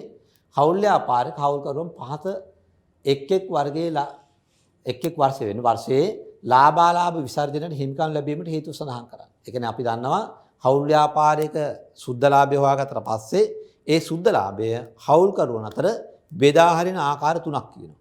ආකාර තුන මොකද්ද? එකක් ප්‍රාග්ධනයට පොලිය දෙන්න ඕනේ, වැඩ කරනවාට වැටුප් දෙන්න ඕනේ, ඊට පස්සේ ලාභ කොටස් තියෙනවා. හරි. ලාභ කොටස් ටික තියෙනවා. දැන් එතකොට එහෙමනම් මේ අහන ප්‍රශ්න ටික මොකද්ද මේ කියන්නේ? ප්‍රාග්ධනයට පොලිය. එහෙනම් හවුල්කරුවෝ තමන් ගාව තිබ්බ ප්‍රාග්ධනය යොදනවා. එහෙනම් ඒකට ප්‍රතිලාභයක් ඇරෙට පොලිය ගවන්න ඕනේ. ඒ වගේම හවුල් වේතන. හවුල්කරුවෝ තමන්ගේ ව්‍යාපාරයේ දියුණු කරන්න ශ්‍රම දායකත්වය ලබා දෙනවා. ඒ ශ්‍රමයට අදාළව වේතන ගවන්න ඕනේ කාර්යය. ලාභ කොටස කියන්නේ මොකද්ද? ව්‍යාපාරයක් ආරම්භ කිරීමේදී අනිවාර්යෙන් අපි දන්න මොකද? ඒක අවදානමත්. එහෙනම් අවදානම දැරීම වෙනුවෙන් තමයි මෙන්න මේ ලාභ කොටස දෙන්නේ. එතකොට බලමු අපි කොහොමද පිළිතුරු සකස් වෙලා තියෙන්නේ කියන කාරණේ. පළවෙනි එක නා ප්‍රාග්ධනයේ දීමට අදාළ ප්‍රතිලාභය. ප්‍රාග්ධනයේ දීමට අදාළ ප්‍රතිලාභය සඳහා තමයි පොලී ගවන්නේ හවුල්කරුවන් ව්‍යාපාරය වෙනුවෙන් දක්වන ශ්‍රම දායකත්වයට. කළමනාකරණ දායක වීම කියලා කියන්නේ ඒකමයි. එතකොට ශ්‍රම දායකත්වයට තමයි මේ කොටස හම්බෙන්නේ. C1 අවදානම දරන බැවි. ව්‍යාපාරයක හවුල්කරුවෝ අවදානමක් දරනවා. ඒ අවදානමේ ප්‍රතිලාභය තමයි මෙතන මේ ලාභ කොටස් හැටියට ලැබෙන්නේ. බලන්න ඒක ලකුණු දීලා තියෙන ආකාරයට පොඩි වෙනසක් තියෙනවා. එතකොට අර සාමාන්‍යයෙන් අපි දන්න කාරණා දෙකක් තමයි පළවෙනි එකේ සහ දෙවෙනි එක. ප්‍රාග්ධන පොලි වේතන කියන. ඒකට ලකුණු දෙකයි දීලා තියෙන. එක. හැබැයි තුන්වෙනි කොටස අවදානම දරන එකට ලකුණු දෙකක් දීලා තියෙනවා. ඒ පාර උත්තර පත්‍ර බලද්දිත් ලැබුණ දේ තමයි මේකේ මෙන්න මේ දෙවෙනි කොටස මේ අවදානම් දැරීම කියන කාරණේ ගොඩක් අය දීලා තිබුණේ. ඒ නිසා අපි එතකොට අර මම අර ඉස්සල ප්‍රශ්නදී සාකච්ඡා කරද්දිත් කිව්වා වගේම අපි තේරුම් ගන්න ඕනේ දේ තමයි මොකද? සිද්ධාන්ත කොටස් ගැන ලොකු අවබෝධයක් අපිට තිබිය යුතුයි. හරි. බලමු එතකොට අපි 40 ප්‍රශ්නේ කොහොමද තියෙන්නේ කියන්නේ 40 ප්‍රශ්නේ තියෙන්නේ ගිණුම් ප්‍රමිතාංක 8. ඒ කියන්නේ දැන් මෙතන ඉඳලා තියෙන ප්‍රමිත සම්බන්ධ ප්‍රශ්න ටිකක් කියන්නේ. එතකොට ඒක කියනවා ප්‍රමිතාංක 8 ප්‍රමිතේ තමයි ගිණුම් කරන ප්‍රතිපත්ති, ගිණුම් කරන අස්තමිත වෙනස් වීම සහ වැරදි ප්‍රමිති රණු පහත ප්‍රකාශ සත්‍යද අසත්‍ය දක්වන්න කියලා තියෙනවා. එතකොට ගිණුම් කරන ප්‍රමිතාංක 8 ප්‍රමිතේ තියෙන්නේම ගණන් හදන්න නෑ අපිට. තියෙන මේකේ තියෙන තොරතුරු ගානට අතුලත් කරන්න තියෙන්නේ. එතකොට මේකේ සිද්ධාන්ත කොටස් ටිකක් තියෙනවා. සිද්ධාන්ත ටික හරියට දැනගෙන තියෙන්න ඕන අපි මේ ගානට ප්‍රවේශ වෙද්දී. බලන්න ඒකේ පළවෙනි එකේ කියනවා ගිණුම් කරන අස්තමේන්තු වෙනස් වීම මූල්‍ය ප්‍රකාශන වර්තමාන කාලයේ සිට බලපෑත්තන පරිදි ගැලපීම් කළ යුතුයි කියලා තියෙනවා. එක එකක්. ඊට පස්සේ කියනවා ගිණුම් කරන ප්‍රතිපත්ති වෙනස් වීම සෑම විටම අතීතානියෝගීව භාවිතා කරනු ලබයි. කියන්නේ අතීතයේ ඉඳලා මේක වෙනස් වීමක් වුණොත් ඒක ගැලපීම් කරන්න ඕන කියලා කියනවා B එකේදී. C එකේදී කියනවා වත්කාමක ෂය ක්‍රමයේ වෙනස් කිරීම ගිණුම් කරන ප්‍රතිපත්ති වෙනස් වීමකි. D එකේ කියනවා වත්කම ඵලදාය ජීව කාලයේ වෙනස් වීම ගිණුම් කරන ඇස්තමේන්තු වෙනස් වීමකි. හරි. එතකොට දැන් මෙතන මේ කියන ගිණුම් කරන ප්‍රතිපත්ති සම්බන්ධ ඇස්තමේන්තු වැරදි කියන කොටස් හතරම තියෙනවා. හරි. අපි බලමු කොහොමද මේකේ පිළිතුරු සකස් වෙන ආකාරය මොකක්ද කියලා. පළවෙනි ප්‍රකාශයේ සත්‍යයි ප්‍රකාශය. ඒ කියන්නේ එතකොට අපි දන්නවා ගිණුම් කරන ප්‍රතිපත්ති වලදී මේ සමහර තොරතුරු තියෙනවා අපිට බැලුමට සත්‍යද කියලා හොයාගන්න බෑ. නමුත් ඇත්ත තොරතුරු තියෙන පුළුවන් මේකේ වැරදි තොරතුරු තියෙන පුළුවන්. අතීතානියෝගව භාවිතා කිරීම සම්බන්ධ කියන්නේ දෙවෙනි එකේදී ඒක අසත්‍ය තොරතුරක් වෙනවා. ඒ වගේම C එකේදී ඒ දීලා තියෙන අසත්‍ය තොරතුරක්. හැබැයි D එකේදී කරන මොකද ප්‍රතිපත්ති ජීව කාලයේ වෙනස් වීම ඇස්තමේන්තුවක්. අපි ඒක දන්නේ ඇස්තමේන්තු සහ ප්‍රතිපත්ති වෙනස් වීම කියන කාරණේ සරලව අපි තේරුම් ගන්න ඕනේ. ඇස්තමේන්තු වෙනස් වීමක් නම් අනිවාර්යෙන් සංඛ්‍යාත්මක වෙනසක් අපිට හඳුනා ගන්න පුළුවන් වෙනවා. ප්‍රතිපත්ති වෙනස් වීමක් නම් ඒක අපි පවත්වාගෙන ආපු ක්‍රමයේ වෙනස් වීමක් ගැනයි කතා කරන ප්‍රතිපත්ති වෙනස් වීම කියලා. එතකොට අපි මෙතන අහන්නේ ප්‍රතිපත්ති වෙනස් වීම සහ ඇස්තමේන්තු වෙනස් වීම.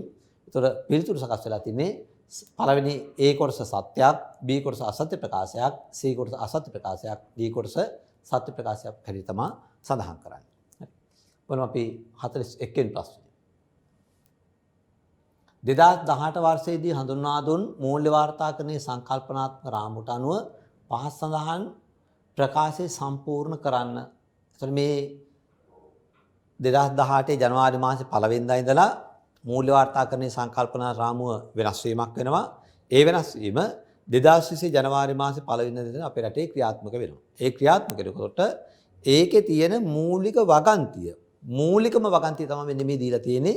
අපිට බොහෝ තැන්වල මේ වගන්තිය තියෙනවා. හැබැයි අපි වගන්තිය කියලා මේක භාවිතා කරන්නේ නැහැ. භාවිතා කරන ඔය නිකන් අර ගොඩක් දරුවෝ මේක කරන්නේ නිකන් කියවගෙන යනවා. නමුත් සංකල්පන රාමුව ගැන ලොකු අවබෝධයක් තියෙන්න ඕනේ. හේතුව තමයි අපි අර රටක මූලික නීතිය හැටියට ගන්නා ව්‍යවස්ථාව ඒ වගේම ගිණුම් කරන්නේ මූලික නීති තමයි මෙන්න මේ මූල්‍ය වාර්තාකරණයේ සංකල්පනාත්මක රාමුව. ඒ පිළිබඳ ලොකු අවබෝධයක් විශාල අවබෝධයක් අපිට තිබිය යුතුයි. සමාගම් ගාන සකස් කිරීම සහ ඒ ආශ්‍රිත සියලු ප්‍රශ්න වලට උත්තර සපයා ගන්න අනිවාර්යයෙන්ම මෙන්න මේ මූල්‍ය වාර්තාකරණයේ සංකල්පන රාමුවට වැඩි අවධානයක් යොමු කරන්න ඕනේ. ඒ නිසාම තමයි මේ වාක්‍ය ඒ ආයි කිසිදු වෙනසක් නැහැ වාක්‍ය හිස්තන් ටික පුරවන්න කියලා තියෙන්නේ. වචන ටිකක් මේකේ තියෙන මේ වචන ටික තමයි මෙතනට ඇතුළත් කරන්න තියෙන්නේ. ඒ වගේම මෙතන අටින් දීලා තියෙන මොකද්ද? සිදුවීමක ප්‍රතිඵලයක් ලෙස ආයතනයක් විසින් පාලනය කරන ලබන හිස්තනක් වත්කමක් ලෙස හඳුන්වනවා කියලා. ඒතර මේ තියෙන උඩින් තියෙන සංකල්පන රාමුවට අදාළ වන පාර්ශවයන් කවුද කියලා පෙන්වන්න කරන්න කියලා තියෙනවා. දෙවෙනි එකේදී මේ කියන්නේ වත්කමක් පිළිබඳ නිර්වචනය කියන්නේ. ඒ කියන්නේ ඒකත් සංකල්පන රාමුවේ තමයි දීලා තියෙන්නේ. බලමු අපි කොහොමද ඒකේ පිළිතුරු සකස් වෙලා තියෙන ආකාරය බලන්න. අතීත ආයෝජකයන් ණය සපයන් සහ වෙනත් ණය හිමියන් ප්‍රධාන වශයෙන් සංකල්පන රාමුවේ මූල්‍ය ප්‍රකාශ සකස් කිරීමේදී සැලකිලි ගන්න මේ පාර්ශ්ව තුන ඉලක්ක කරගෙන තමයි මේක සකස් කරන්නේ. එක. ඒ වගේම කියනවා මොකද්ද? වත්කමක් සම්බන්ධයෙන් අතීත සිදුවීමක ප්‍රතිඵලයක් හැටියට වර්තමාන ආර්ථික සම්පත් තමයි අපි වත්කම් කියලා හඳුන්වන්නේ. ඒ ටික තමයි මෙතන මේ අහලා තියෙන්නේ. ඒතකොට මේක අපිට අවබෝධයක් තියෙන්න ඕනේ සංකල්පනාත්මක රාමුව සම්බන්ධයෙන් මේ කොටස විතරක් නෙවෙයි වගකීමක්, වත්කමක්, ආදායමක්, වේදමක්, හිමිකමක් පිළිබඳ නිර්වචනය, වත්කමක ලක්ෂණ, වගකීමක ලක්ෂණ අපිට අවබෝධයක් තියෙන්න ඕනේ. මේකේ කොටස් වශයෙන් බොහෝ වෙලාවට මේ අවුරුදු දැන් 2012 ඉඳලා අපි ප්‍රශ්න පත්‍ර ගත්තොත් එහෙම මේ වගේ මේ සියල්ල ගැනම වරින් වර බහුවර ප්‍රශ්න වල කියන්නේ පළවෙනි ප්‍රශ්න පත්‍රයේ කෙටි පිළිතුරු සපයන එකේ මේ සියල්ලගෙම අර්ථය. ඒ නිසා මේ සංකල්ප රාමුව සම්බන්ධ ලොකු අවබෝධයක් අපි ලබා ගත යුතුයි. හරි. බලමු අපි 42 වෙනි ප්‍රශ්නෙට කොහොමද තියෙන්නේ කියලා. බලන්න කියන එක යාන්ත්‍රික භාවිතායිතිය වසර 4කට ලබා ගැනීම සඳහා සීමිත සචින් පොදු සමාගම 2019 4 දින කල්බදු ගිවිසුමට එළඹෙන ලදී. මේ දිනට කල්බදු වගකීමේ ආරම්භක ගිණුම් කරන වටිනාකම දහස් ගණන් මම කතා කරා නම් 1713ක් විය. කල්බදු ගිවිසුමට අනුව වාර්ෂික කල්බදු වාරිකයේ රුපියල් 600ක් වන අතර පළමු වාරිකය 2023 දින ගෙවන ලදී. 2023 දින සහ 2021 331 දිනින් අවසන් වර්ෂ සඳහා පොලිය පිළිවෙලින් 257ක් සහ 205.5ක් වේ. අහන්නේ SLFRS 16 කියන කල්බදු ප්‍රමිතියට අනුව 2020 331 දිනට මූල්‍ය තත්ත්ව ප්‍රකාශය ඉදිරිපත් කරනකොට කල්බදු වගකීම්. ඒතකොට අපි දන්නවා මේ කල්බදු සම්බන්ධයෙන් කල්බදු ගිණුමට ගිහිල්ලා ඒ කල්බදු ගිණුමේ මේ ටික ජංගම සහ ජංගම නොවන ආකාරයට වෙන් කර ගන්න ආකාරය. මේක ජංගම සහ ජංගම නොවන. ජංගම වගකීමක් කියලා කියන්නේ මොකද්ද? ගෙනුම් වර්ෂයේ අවසන් දිනේ ඉඳලා ආසන්නතම වර්ෂය ඇතුලේ ගෙවන කොටස. ගෙවන වාරිකයෙන් පොලි අඩු කරාට පස්සේ කොටස කියලා අපි කියනවා ජංගම වගකීම කියලා. ඊටු සියල්ලම අපි ජංගම නොවන වගකීම් හැටියට හඳුනා ගන්නවා. හරි. බලමු අපි කොහොමද පිළිතුරු සකස් කර ගන්න ආකාරය බලන්න කොහොමද දෙන්නේ කියලා. හරි. මේ තීරතකොට කල්බදු නායහිමි ගිණුමේ සකස් වෙන ආකාරය කල්බදු භාවිතවත්කමේ තියෙනකොට 713ක් තියෙනවා. මුදල් ගෙවලා තියෙනවා 600ක්. ඒ 600 ඇතුලේ වාරිකයේ පොලිය තියෙනවා 257ක්. ඒක උවට පස්සේ ගිණුමේ ඉතුරු වෙලා තියෙනවා කීයක්ද? 1360ක්. මෙන්න මේ 1360 ජංගම සහ ජංගම නොවන ආකාරයට කඩන්න කියලා කියනවා. එතකොට බලමු මේකේ ජංගම සහ ජංගම නොවන කැඩෙන ආකාරය. එතකොට අර අපිට ගාණේ කියන මොකද්ද? වාරිකයක් රුපියල් 600. එතකොට ඔක්කොම ගවන්න තියෙන 1360ක්. 1360න් ආසන්නතම වර්ෂයේ ගෙවනවා 600ක්. ඒ වාරිකයේ ඇතුලේ තියෙනවා 2205.5. එතකොට ජංග වගකීම් බවට පත් වෙන. එතකොට ණය වාරිකයක් ගෙව්වට ඒ වාරිකය ඇතුලේ පොලි ගෙව්වා කියලා කවදාකවත් ණය අඩු වෙන්නේ නැහැ. එතකොට මේ ණය කොටස තමයි මෙතන මේ තියෙන්නේ. එතකොට 394. ඒ වගේම එමනම් 1360න් 394 ගියාට පස්සේ ඉතුරු කොටස ජංගම නොවන වගකීම් බවට පත් වෙනවා. එතකොට තියෙනවා 975.5. එතකොට මේ ටික තමයි ජංගම කොටස, අනිත් ටික ජංගම නොවන කොටස. එතකොට අපිට මේ අහන්නේ සමහරට මේ වතාවේදී අපිට ඔය කොටස ඔය ප්‍රශ්න අහන්න පුළුවන් සමහරලාට අර භාවිත වත්කම් සහිත මේ කල්බදු ගෙවීම වල වර්තමාන වටිනාකමත් හඳුනාගෙන ඒ අවස්ථයෙන් මේ ප්‍රශ්නේ අහන්නත් පුළුවන්. ඒතර අපිට හැකියාවක් තියෙනුනේ කල්බදු නාහිමියා සකස් කරන ආකාරය, කල්බදු නාහිමියාගේ වගකීම් සහ වත්කම වෙන් කරන ආකාර සම්බන්ධයෙන් අවබෝධයක් අපිට තියෙන්න ඕනේ. හරි. ඒක තමයි මෙතනදී සරකලමත් වෙලා තියෙන්නේ. හරි. බලමු අපි ඊගා ප්‍රශ්නෙට කොහොමද දෙන්නේ කියලා. බලන්න එතන කියන කොටස. එතන කියනවා සීමිත රොසාන් පොදු සමාගමේ ගිණුම් වාර්තාවලින් 2019 4.1 දිනට ශේෂ උපුටා ගන්නා ලදී. ඒ කියන්නේ ආරම්භක දිනයක් අපි දෙනවා. ප්‍රකාශ ප්‍රාග්ධනයේ මම දහස් ගණන් කතා කරන්නේ 1300ක් තියෙනවා. රඳවාගත් විපිටින 1600ක්. ඒතකොට පටන් ගන්නකොට මේ වටිනාකමක් තියෙනවා. 2023 31 දිනෙන් අවසන් වර්ෂය තුළදී සමාගම විසින් රුපියල් 800ක රඳවාගත් පියුම් ප්‍රාග්ධනිත කරන ලදී. එතකොට ගිණුම් කාලච්ඡේදය තුළදී රඳවාගත් මෙන්න මේ රඳවාගත් පියවිලෙන් 800ක් ප්‍රාග්ධනිත කරගෙන මේ අර ප්‍රසාද කොටස් නිකුත් කිරීමක් වෙලා තියෙන රුපියල් 800. කරන ලද අතර රුපියල් 400ක වටිනාකමකට හිමිකම් නිකුතුවක්ද සිදු කරන ලදී. සියලුම හිමිකම් සහ දැටින් සිටින කොටස්කරුවන් විසින් දායක විය 2023 31 අවසන් වර්ෂ සඳහා ලාභය රුපියල් 700ක් වූ අතර වර්ෂය තුළදී සමාගම විසින් රුපියල් 300ක අතුරු ලාභාංශයක් ගෙවන ලදී. සමාගම විසින් පවත්වාගෙන ලබන එකම සංචිතය රඳවාගත් විපීම වේ. අහන්නේ මොකද්ද? 2023 31කට. එතකොට පටන් ගන්නවා 2019 4.1 අවසන් වෙනවා 2023 31. එහෙනම් මෙන්න මේ දවසට මේ ගණදුණු වලින් කොහොමද ප්‍රකාශ ප්‍රාග්ධන ගිණුම විශේෂය හැදෙන්නේ, රඳවාගත් විපීම ගිණුම විශේෂය හැදෙන්නේ කොහොමද කියලා තමයි අහලා තියෙන්නේ. එතකොට එහෙමනම් අපිට මේක අපිට හැකියාව තියෙනවා හිමිකම් වෙනස් වී ප්‍රකාශයට යන්නේ නැතුව එක් ප්‍රකාශ ප්‍රාග්ධන ගිණුම වෙනම අරගෙන රඳවාගත් විපීම් ගිණුම වෙනම අරගෙන මේ තොරතුරු වල වෙනස් වීම අවසාන ශේෂය හඳුනා ගන්න පුළුවන් වෙන්න ඕනේ. හරි. බලමු අපි කොහොමද සකස් කරලා උත්තරේ හොයාගන්නේ කියලා. බලන්න එක දීලා තියෙන එතකොට රඳවාගත් විපීම් පටන් ගන්නකොට 1600ක් තිබුණා. උපයාගත් ලාභය 700ක්. ඒකත් අපි ඒතර රඳවාගත් විපීම් වලට බැර කරා. ඊට පස්සේ අපිට කියනවා ප්‍රසාද කොටස් නිකුත් කරලා 800ක්. ප්‍රසාද කොටස් නිකුත් කරද්දී මොකද වෙන්නේ එතකොට? රඳවාගත් විපීම් වලින් අඩු වෙලා ප්‍රකාශ ප්‍රාග්ධන ගිණුම වැඩි වෙනවා. එතකොට ප්‍රකාශ ප්‍රාග්ධනයට එකතු වෙලා තියෙන රුපියල් 800ක්. ඒ වගේ මේකේ අපිට කිව්ව මොකද්ද?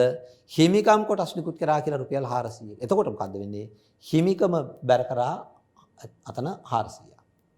ඒ වගේම උපයාගත් ලාභයක් තිබුණ රුපියල් 700ක්. ඒ ලාභයෙන් රුපියල් 300ක ලාභයක් ගෙවලා ගන්නවා. දැන් එතකොට එහෙනම් මෙයාට 1600ට 700ක් එකතු වෙලා මෙතනින් 2300 බවට පත් වෙලා 1100 ගියාට පස්සේ මේතර ඉතුරුලා තියෙනවා 1200ක්. මේ තමයි පහට ගෙන ගිය ශේෂය බවට පත් වෙන්නේ. ඒ වගේම ප්‍රකාශ ප්‍රාග්ධන ගිණුමේ අවසන් වෙනකොට තියෙනවා 2500ක්. මේ දෙක තමයි අපෙන් අහලා තියෙන පිළිතුරු දෙක. ප්‍රකාශ ප්‍රාග්ධන ගිණුම කීයක් තියෙනවද?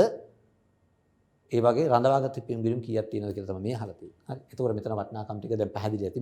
මේක අනිවාර්යයෙන්ම ඔයගොල්ලෝ හිමිකම් වෙනස් වීම ප්‍රකාශයේදී මේක හඳුනා ගන්න පුළුවන් වුණාට බෙහෙම තේ ගිණුමක් ආශ්‍රයෙන් ගන්න පුළුවන් නම් වඩා ලේසි මේ වැඩි. හරි. නැත්නම් අර බැලු මේ ටිකක් සංකීර්ණ කොටසක් බවට පත් වෙන්න පුළුවන්. හරි. බලමු අපි ඊගාවට 47 වෙනි ප්‍රශ්නේ. ඒකෙත් අහනවා SLFRS 15 ගඳුරු කරවන සම ගිවිසුම් වලින් අයබාර ප්‍රමිතිය සම්බන්ධයෙන් ප්‍රශ්න. ඒකෙත් අහන්නේ සත්‍ය අසත්‍ය කියලා අහන්නේ. හරි. ඒ සත්‍ය අසත්‍ය තවත ඒකෙත් කියනවා ගඳුරු කරුවෙකු සමග ඇති වෙන ගිවිසුම කාර්ය සාධන බැදීම් කීපයක් ඇතුළත් විය හැක. ඒතර අපි දැන් අවබෝධයක් තියෙන්න ඕනේ SLFRS 15ට ප්‍රමිතියට අනුව අයබාරය කියන්නේ මොකද්ද? අයබාරයේ සකස් වෙන ආකාරය මොකද්ද? ඒකට තියෙන මූලික කොන්දේසි මොනවද කියලා අපිට අදහසක් තියෙන්න ඕනේ. ඒ කියන්නේ ටිකක් අලුත් ප්‍රමිතියක් නිසා මේක යම් යම් අවස්ථාවල පොඩි පොඩි ගැටලු මතුවීමක් තියෙනවා. නමුත් අපිට අවබෝධයක් තියෙන මේකේ කොටස් ටික මේකේ යන පිළිවෙලක් තියෙනවා. මේක අපි දැන් ප්‍රමිතිය නැතුව කිව්වොත් මේ යම් ආදායමක් දීලා මෙන්න මේ විදිහට මේක බෙදන්නකොත් ඒක තේරෙනවා. හැබැයි ප්‍රමිතියත් එක්ක කියපු ගමන් මොකද්ද වෙන්නේ සමහරලාට ගැටලු මතුවෙන්න පුළුවන්. නමුත් අපිට ප්‍රමිතියේ මේ කොටස් ටික බලමු කොහොමද සිද්ධ වෙලා තියෙන්නේ. ඒතකොට ගාන්ධාර කරුවක සමය ඇති වෙන ගිවිසුම කාර්ය සාධන බැඳීම් කීපයක් ඇතුළත් විය හැක. එහෙම වෙන්න පුළුවන් නේ. මොකක්ද හේතුව? ඒ කියන්නේ ගිවිසුමක් භාණ්ඩයක් විකුණන මෝටර රථයක් විකුණන අවස්ථාවක් වෙන්න පුළුවන්. මෝටර රථයේ විකුණන අවස්ථාව තියෙනවා. ඊට පස්සේ මෝටර රථයේ සමහරට සේවා අවස්ථා තුනක් තියෙනවා. එක අවුරුද්දක සේවා අවස්ථාවක් තුනක් වෙන්නත් පුළුවන්. සමහරට වර්ෂ 3ක ඇතුළත සේවාවන් සිදු කරන අවස්ථාවන් තුන. ඒතකොට කාර්ය සාධන බැඳීම් කීපයක් තියෙනවා. ඒ අවස්ථාවලට මේක වෙන් කරන්න පුළුවන්. ඒතකොට මේක සත්‍ය ප්‍රකාශකයට බවට පත් වෙනවා. B එකේ කියනවා ව්‍යාපාර ආයතනක අයබාර සහ අනිකුත් සියලු ආදායම් මේ ප්‍රමිතියට අනුව පමණක් මූල්‍ය ප්‍රකාශන හඳුනාගත යුතුයි. එහෙම ඉන්න බෑනේ කියන්නේ. අයබාර ප්‍රමිතියට අනුව සියලුම ආදායම් මේ ප්‍රමිතියට ගැලපීම් කරන්නේ නැහැ. ඒතකොට ඒක අසත්‍ය ප්‍රකාශයක් බවට පත් වෙනවා. C එකේ කියනවා ආයතනයක් විසින් ගිවිසුමක් මත අයබාර හඳුනාගත යුත්තේ එම ගිවිසුමේ එක් එක් කාර්ය සාධන බැඳීම් සපුරන දෙවිත් පමණි. ඒකත් හරිනේ එතකොට. ඒතකොට ඒ කාරණේ සත්‍යයක්. ඊට පස්සේ කියනවා D ආයතනයක් විසින් ගණතුකරු වෙත පොරොන්දු භාණ්ඩා සේවා හෝමාරු වෙනුවෙන් හිමිකම් ලැබීමට අපේක්ෂිත ප්‍රතිෂ්ඨාවේ වටිනාකම ගණතුරුක මිල වේ. ඒතකොට මේ ප්‍රකාශයත් සත්‍ය ප්‍රකාශයක් බවට පත් වෙනවා. හරි. බලමු පිටු කොහොමද මේකේ පිටුරු සකස් වෙලා තියෙන්නේ කියලා. හරි. ඒතකොට පළවෙනි ප්‍රකාශයේ සත්‍ය ප්‍රකාශයක්, දෙවෙනි ප්‍රකාශයේ අසත්‍ය ප්‍රකාශයක්, තුන්වෙනි ප්‍රකාශයේ සත්‍ය ප්‍රකාශයක් බවට පත් වෙනවා. හතරවෙනි ප්‍රකාශය සත්‍ය ප්‍රකාශයක් බවට පත් වෙනවා. එහෙමනම් අපිට එක පැත්තකින් මේක තේරුම් ගන්න මෙන්න මේ ප්‍රකාශ ටික වඩා වැදගත් අයබාර ප්‍රමිතිය හඳුනා ගැනීමේදී. එසා අර අයබාර ප්‍රමිතියේ මිල සකස් වන ආකාරය, කොමිස් සකස් වන ආකාරය, වට්ටම් සකස් වන ආකාරය සම්බන්ධයෙන් අපි අවබෝධයක් ලබා ගත යුතුයි. මොකද අපිට මේ ප්‍රශ්නේ මේ කෙටි පිළිතුරු ප්‍රශ්නේ නැති වුණත් දෙවෙනි ප්‍රශ්න පත්‍රයේ සමාගම් ගන්න ඇතුලේ අයබාර ප්‍රමිතියට අදාළ ගැළපීමක් තියෙන්න පුළුවන් නිසා. හරි. අපි බලමු අපි ඊගාව ප්‍රශ්න 45 වෙනි ප්‍රශ්නෙට. බලන්න කියන එක 2023 30 සමාගමක ශනික වත්කම් අනුපාතයේ 1.1ට 1ක් විය. සමාගමේ ජංගම වත්කම් තුළ ඇතුළත් අනිකුත් වත්කම් වලට අතිරේකව රුපියල් 250ක තොග සහ රුපියල් 50ක ඉදිරියට ගෙවූ වියදම් ඇතුළත් විය. බෙදෙනට ජංගම වත්කම් රුපියල් 500ක් විය. පහත් දෑ ගණනය කරන්න කියලා තියෙනවා. ජංගම වත්කම් ගණනය කරන්න කියලා. ජංගම වත්කම් කොච්චරක් තියෙනවද කියලා අහන්න කියන්නේ. ඒතර ෂණිකානුපාතයේ තියෙනවා 1.1ට එකක්. ඊට පස්සේ වත්කම් වලට අමතරව ජංගම වත්කම් තුල අනිකුත් වත්කම් වලට අතිරේකව රුපියල් 250ක තොග සහ රුපියල් 50ක් ඉදිරියට ගෙවූ වේදන් ඇතුළත් වේ. මෙතනට ජංගම වර්ගයේ රුපියල් 500ක් වේ. දැන් මේකේ මොකද්ද මේ කියන්නේ එතකොට? මෙතන මේ අපිට කියන්නේ අපි දැනගන්න ඕනේ ජංගම අනුපාතයට මොනවද ගන්නෙ? ජංගම අනුපාතයට ගන්නෙ ජංගම වත්කම් වලට ජංගම වර්ගකීම් කොච්චරක් තියෙනවද කියලා. ජංගම වත්කම් වලට ජංගම වර්ගකීම්. එහෙම නැත්නම් අපි මේක අදහස් කරන්නේ ජංගම වගකීම් නිදහස් කිරීම සඳහා ජංගම වත්කම් වල තියෙන හැකියාව කොච්චරද කියලා තමයි සාමාන්‍යයෙන් බලන්නේ. එතකොට සාමාන්‍ය මේ අනුපාතය අපි කියනවා 2ට 1ක් වෙන්න ඕන කියලා. ෂණික අනුපාතය කියන්නේ ෂණිකව මුදල් බවට පත් කරගත නොහැකි වත්කම් ඉවත් කළ පසු වගකීම් නිදහස් කිරීමට ඇති හැකියාව. ෂණික අනුපාතය කියන්නේ මේ තියෙන්නේ ෂණික අනුපාතය තියෙන්නේ. එතකොට මේකේ ෂණික අනුපාතය හරි ගත්තාම මෙතන මේ ජංගම වර්ගකීම් තියෙනවා 500. කියන්නේ ජංගම වර්ගකීම් තමයි 500 කියලා. හරි. එහෙනම් මේ එකේ කොටස තමයි මෙන්න මේ 250යි අතන 50යි. එහෙනම් ඒතර ජංගම වත්කම් ප්‍රමාණය සහ බලන්න ජංගම අනුපාතය කොහොමද සකස් වෙන්නේ කියලා. එතකොට අතන 500ක් සහ අතන 350 කියන 850ක් බවට පත් වෙනවා. ඒ වගේම දැන් ජංගම වත්කම් 500ක් සහ 850ක් තියෙනවා. ඒ අනුපාතය ගත්තාම 1.7ට එකක් බවට පත් වෙනවා. හරි. ඒ නිසා ඒකට අපි ජංගම අනුපාතය ෂණික අනුපාතය සම්බන්ධව මේ ප්‍රශ්නේ අහලා තියෙනවා. සමහරට බොහෝ වෙලාවට මේ අවුරුද්දේ ණයගැති පිරිවැටුම් අනුපාතය සහ තොග පිරිවැටුම් අනුපාතය සම්බන්ධයෙන් ප්‍රශ්නයක් තියෙන්න පුළුවන්. මොකද පිරිවැටුම් අනුපාතය පිරිවැටුම කියලා කියන්නේ වාර ගණනක් අහන්නේ. වාර ගණන මොකක්ද කියන මේකෙන් බලාපොරොත්තු වෙන්න පුළුවන්. හරි. බලමු අපි ඊගාව 46 ප්‍රශ්නට ගිහිල්ලා. ඒකේ කියනවා ආයතනයක් විසින් පිළියෙල කරන ලබන කළමනාකරන වාර්තා සම්බන්ධයෙන් පහත ප්‍රකාශ සත්‍යද අසත්‍යද කියලා තියෙනවා. හරි. කළමනාකරන ගෙනුම් කරන වාර්තා සම්බන්ධයෙන් අහන්නේ. කියන්නේ අපි මූල්‍ය ගෙනුම් කරන නෙමෙයි කළමනාකරන ගෙනුම් කරන සම්බන්ධයෙන් අහන ප්‍රශ්න. ඒතර පළවෙනි එකේ කියන මොකද්ද? මෙම වාර්තා ආයතනික සියලුම ඇල්මති පාර්ශ්වයන් සඳහා භාවිතයට ලබාගත හැකියි. ඇල්මත් දක්වන පාර්ශ්වය කියන්නේ කවුද? ව්‍යාපාරයේ ඉන්න සියලු අර බාහිර පාර්ශ්ව සහ අභ්‍යන්තර පාර්ශ්ව සියල්ලම. නමුත් කළමනාකරන වාර්තා සඳහා සකස් කරන කාටද? ව්‍යාපාරයේ කළමනාකරණය සඳහා පමණයි. ඒතකොට ඇල්මති පාර්ශ්වයන්ගේ එක් කණ්ඩායමක් පමණයි කළමනාකරණය. එහෙනම් කළමනාකරණයට අදාළව තමයි මේක කොහොමද අපි සකස් කරන්න කියලා බලන්න. දැන් එතකොට බලන්න කොහොමද වෙන්නේ කියලා එතකොට. මේකේ පළවෙනි එකේ තියෙනකොට මේ ප්‍රකාශය අසත්‍යයක්. මේ කළමනාකරන වාර්තා ඔකොටම දෙන්නේ නැහැ. B එකේ කියනවා මෙම වාර්තා කළමනාකරන තීරණ ගැනීම සඳහා අවශ්‍ය වන වර්තමාන සහ අනාගත තොරතුරු සපය. ඒක හරි. කළමනාකරන වාර්තා අනිවාර්යෙන් මේ මොහොතේ තියෙන තොරතුරු වලින් අරගන්නවා අනාගතයට පුරෝකතනයන් සඳහා තොරතුරු මේකේ ලබා ගැනීමක් විදිහට. පුරෝකතනයන් සඳහා ලබා ගන්න නිසා මේක අපි අනාගත තොරතුරු ලබා දීමක් විදිහට සලකනවා. ඊගාව කියනවා මේ වාර්තා කළමනාකරුවන්ගේ ඉල්ලීම මත වාර්ෂිකව පිළියෙල කරනු ලබයි.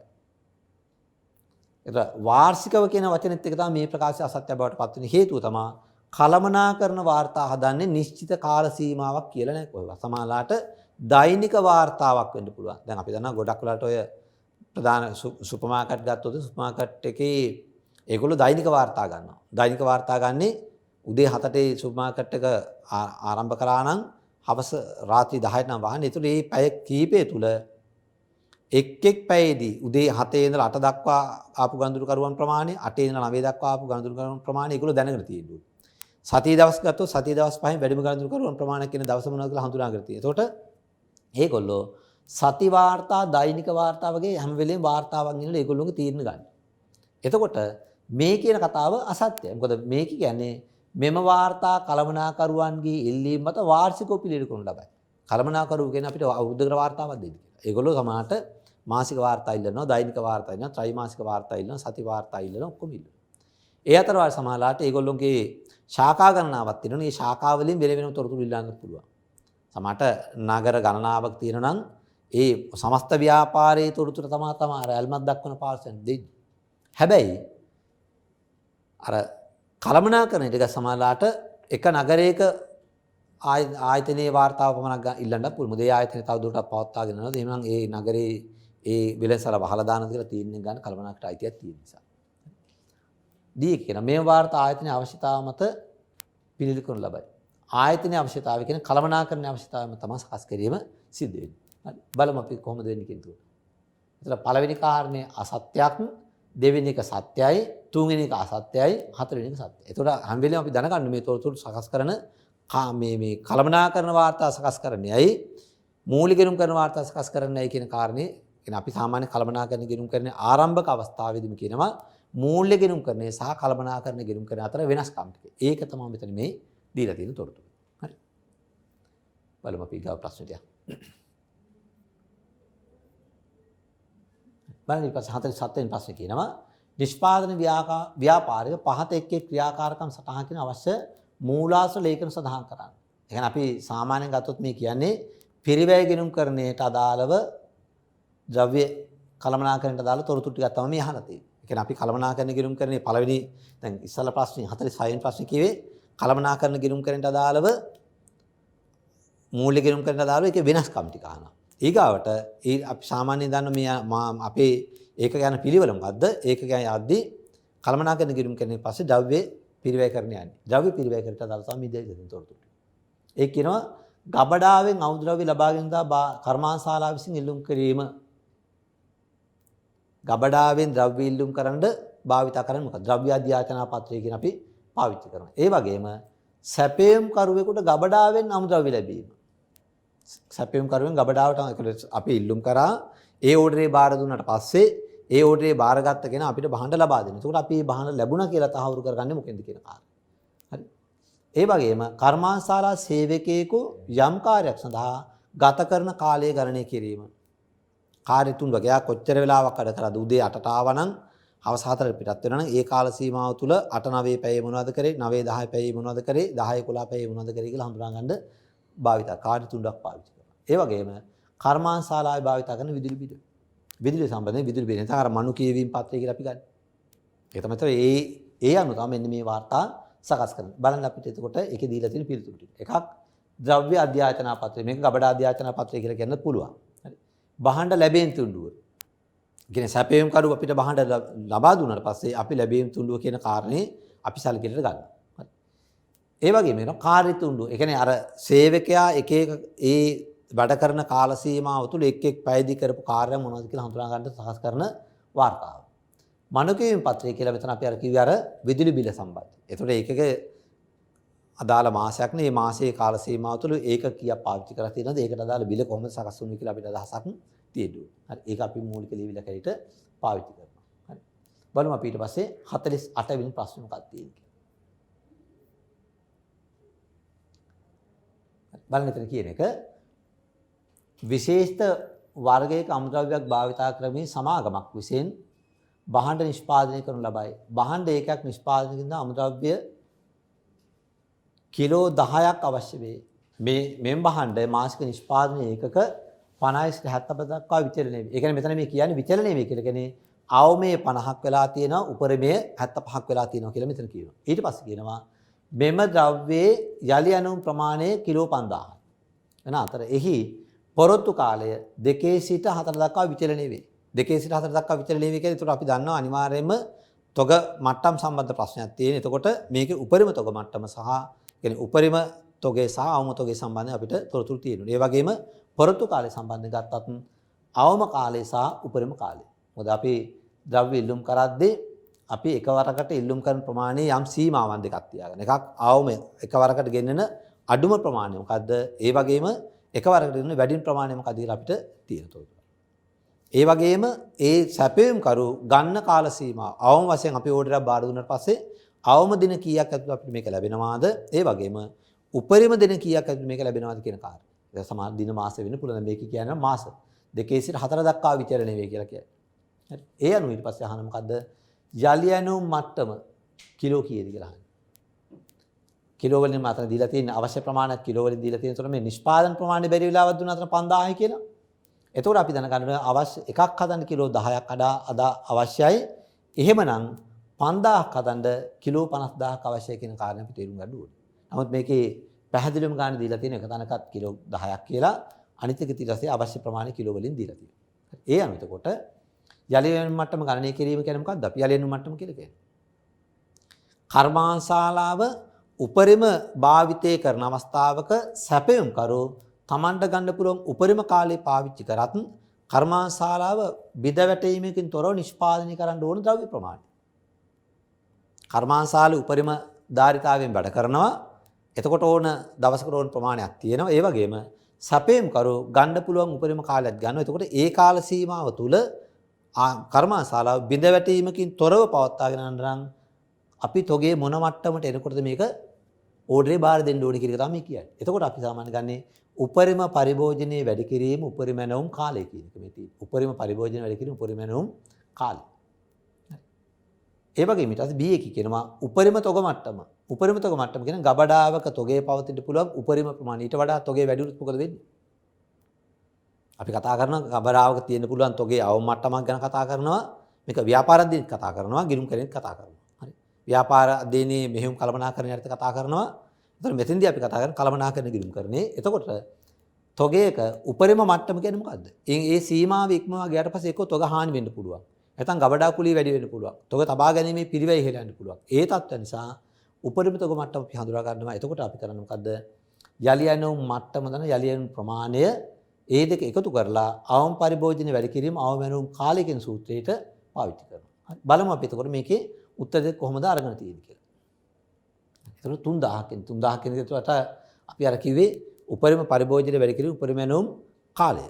උපරිම පරිභෝජනයේ තියෙන ප්‍රමාණය සහ උපරිම යනුම් කාලය. ඒකෙන් වැඩි කරාට පස්සේ එන 3000ක්. ඒ වගේම මෙතන උපරිම තොග මට්ටම ඇවිල්ලා තියෙනවා රුපියල් කිලෝ 7000ක් කියලා අරගෙන තියෙනවා.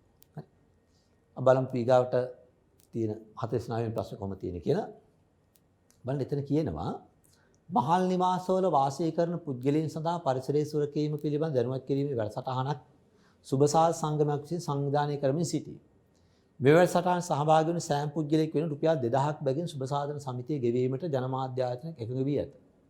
සෑම සහභාගී වන්නෙකු වෙනුවෙන්ම රුපියල් 1500 පිරිවැයක් දැරීමට සුබසාධන සමිතියට සිදු වේ.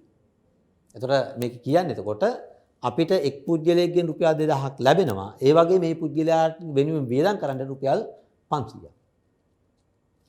අනිකුත් අස්තමේන්තුගත වියදම් මෙසේ. ඒ කියන්නේ පොදුවේ දරන වියදම් ටිකක් දීලා තියෙනවා. සම්මතන ශාලාව සඳහා කුලිය දෙනවා 45000ක්. සම්පත්දායකයන්ගේ ආහාර සඳහා 9000ක් ගිහින් තියෙනවා. ප්‍රචාරණ ඉඳන් වල රුපියල් 6000ක් ගිහින් තියෙනවා. එතකොට මේ කතා කරන මාතෘකාව මොකද්ද? ආන්තික පිරිවැය කරන්නේ. ආන්තික පිරිවැය කරන මාතෘකාවේදී අපි දන්නවා එකක් පැහැදිලිවම අපිට හඳුනා ගන්න පුළුවන් වෙනුනේ විචල්්‍ය පිරිවැය සහ ස්ථාවර පිරිවැය මොකද්ද කියලා කාරණා. විචල්්‍ය පිරිවැය සහ ස්ථාවර පිරිවැය තමයි අපි හඳුනා ගන්න ඕනේ මේ කොටසේදී. එතකොට මේ තියෙන ස්ථාවර පිරිවැය පොදුවේ කී දෙනෙක් සහභාගී වුණත් කර්මාන්තශාලා මේ සම්මන්ත්‍රණ ශාලාවල 45000ක් ගවන්න වෙනවා. එළියෙන් එන සම්පත්දායක කණ්ඩායමක් නේ ඒගොල්ලෝ 9000ක් ගවන්න වෙනවා. ප්‍රචාරණ ඉඳන් වලට 6000ක් ගවන්න. මේක පොදුවේ දරන්න වෙන වියදමක්. ඒ නිසා මේක පොදුවේ දරන වියදමක් කියන ස්ථාවරයි. මේක වෙනස් වෙන්නේ නැහැ. මොකද එන ප්‍රමාණය 50ක් වුණත් 200ක් වුණත් ශාලාවට ගවන්න දෙන 45000ක් තමයි. එන ප්‍රමාණය 50ක් වුණත් 60ක් වුණත් ප්‍රචාරණ ඉඳන් 6000ක් තමයි. ඒතර ඒ කොටස ගත්තාට පස්සේ බලන්න මේකේ ස්ථාවර පිරිවැය තියෙනවා කීයක්ද? 45000යි 9000යි 6000. ඒ කියන්නේ රුපියල් 60000ක් තියෙන ස්ථාවර පිරිවැය. එක පුද්ගලයෙක්ගෙන් ලැබෙනවා රුපියල් 500ක්. එක පුද්ගලෙන් රුපියල් 500ක් ලැබෙනවා. ඒ වෙනුවෙන් දරන්න වෙනවා. ඒතකොට පිරිවැය රුපියල් 1500ක්. එහෙනම් එතකොට දායකේ අහන්නේ මොකද්ද? එක් සහභාගී වන්නෙකු මත දායකේ. එක්කෙනෙක් වෙනුවෙන් රුපියල් 500ක් 2000ක් ලැබෙනවා. 1500ක් වියදම් කරනවා. එතකොට අපිට අනිත් දේ වෙනුවෙන් වියදම් කරලා තියෙන රුපියල් 500ක්. එහෙනම් අපි 2000 ඍණ 1500 කියන රුපියල් 500ක දායකයක් ලැබෙනවා. වැඩසටහනේ ස්ථාවර පිරිවැය. ස්ථාවර පිරිවැය කියන්නේ මෙන්න මේ පොදුවේ දරන වියදම්. පොදුවේ දරන වියදම් වල කොහොම එකතු තියෙනවා රුපියල් 45000යි 9000යි 6000 කියන රුපියල් 60000ක ස්ථාවර පිරිවැයක් තියෙනවා. ඒ කෙනෙක් කියනවා මුළු පිරිවැය ආවරණය කිරීම සඳහා සහභාගී වූ සංඛ්‍යාව. එතකොට අපි කියන්නේ මේ සමච්ඡේද ලක්ෂය කියලා කියන්නේ.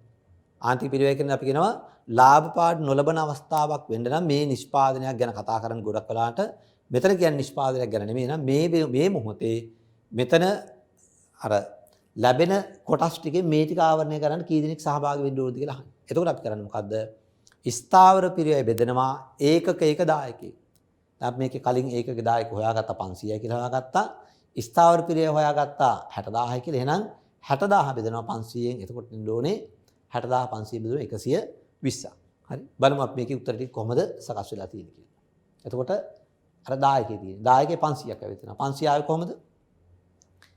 එක්කෙනෙක් වෙනුවෙන් දෙනවා 2000ක්. ඒගොල්ලෝ වියදම් කරනවා 500ක්. අතර වෙනස 500.